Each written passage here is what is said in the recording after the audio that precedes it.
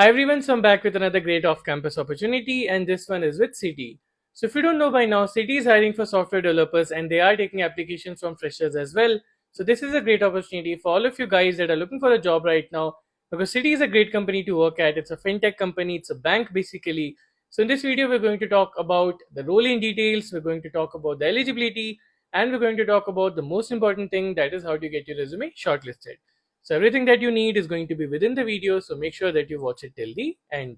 And just a quick reminder, guys, that if you're someone who's having difficulty in getting your resume shortlisted in off-campus interviews, or if you need the perfect roadmap in order to crack your dream company or a product-based company, then you can connect one-to-one with me, in which I will personally help you in making your resume a whole lot better, in finding a perfect roadmap for yourself so that you are able to crack your dream company.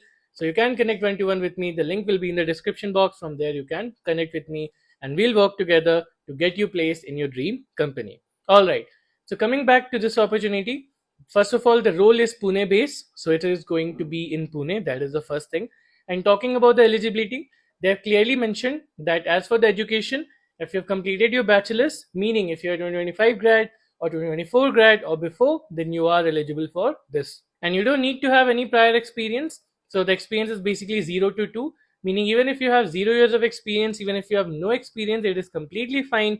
You can apply as a fresher, but you need to have completed your BTech in 2025 or before. Okay, so that is the eligibility: 2025 grad, 2024 grad, 2023 grad. As long as you've completed your BTech in 2025 and before, you are going to be eligible for this. You don't need any prior experience. If you have, that is fine, but it is not mandatory to have, because they've clearly mentioned 0 to 2 years of experience. And now let's talk more about the technical requirements, and let's talk about what you can keep in your resume to make sure that your resume gets shortlisted. So first of all, this is a role for a Java developer, and in that they are also looking for Angular. So mostly it is for Java development. The role is for Java development. So of course your resume needs to be in alignment with that. Okay.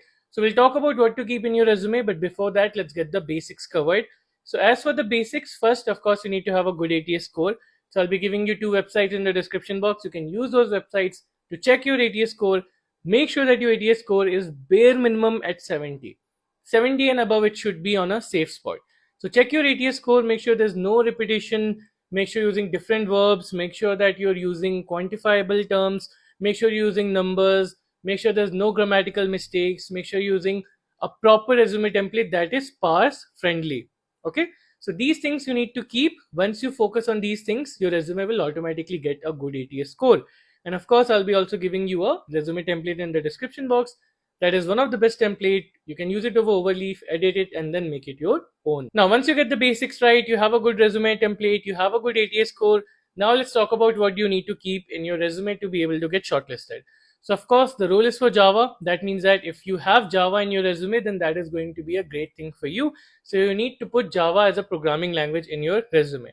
Apart from that, if you have full stack projects, put them in your resume, especially if you've used Java in it. So if you've used any Java related technologies like Spring Boot, or if you've used Angular for front end, if you've used JavaScript related technologies, then you can keep that as well.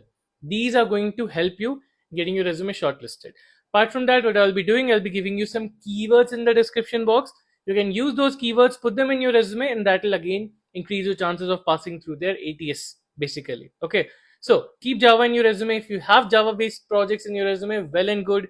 If you have REST APIs in your project, keep them in your resume. If you've used REST APIs, if you use Linux, if you use things like Git, GitHub, all of these things, put in your resume. Okay, especially if you have Java based project, that will give you a great edge. Apart from that, if you have Angular, if you have any other JavaScript related technologies, you can keep that as well. Apart from that, the entire list of keywords is going to be in the description box. You can take it from there and then put it in your resume. Now, a lot of people wonder that if I don't know anything, can I still put it in my resume? So of course, if you don't know anything, you should not put it in your resume, but you can learn and then put. And of course, Java is something that is highly in demand. So I always suggest everyone to keep one Java based project, because that will open a lot of doors for you. Okay. So if you have Java based projects in your resume, that is going to help you a lot, not only in this role, but in many other companies, because Java is pretty much highly in demand right now. Okay. So the list of keywords you'll be able to find in the description box. Use it. Apart from the list of keywords, the other things are, of course, like I said, you need to have a good ATS score, you need to have a good resume template, and all of these things will help you a lot in getting resume shortlisted. Now, There is one more thing that you can do in order to increase your chance of getting shortlisted even more. That is, of course, getting a referral. So if you know someone in Citi, or if you are connected with someone on Citi over LinkedIn, then you can practically message them. I'll be giving you a referral template. You can use that template, frame a message accordingly, and just ask someone for referral. Make sure that you're putting the job ID and the role ID, and then just ask them for a referral. If you message a lot of people, there's a good chance that some of them will refer you, and based on that, it will be even more boosting your chances of getting a resume shortlisted. So you can go down the route of referral as well. You can use my referral template to basically frame your message that you'll be sending to the employee of Citi. And as for the interviews, I'll be giving you some interview experiences, articles of people who have recently cracked interviews of Citi. From there, you will be able to understand how the interviews are going to be like, and you'll be able to prepare accordingly for the interview process. So, prepare a good resume, apply ASAP as fast as possible. If you're able to get a referral, well and good. If you're not, that is fine as well. And then you can start preparing for the interviews on the basis of selection. So, everything is going to be in the description box. Make sure that you have a look at the description box. Of course, the link to apply is also going to be there. So, make sure that you apply ASAP.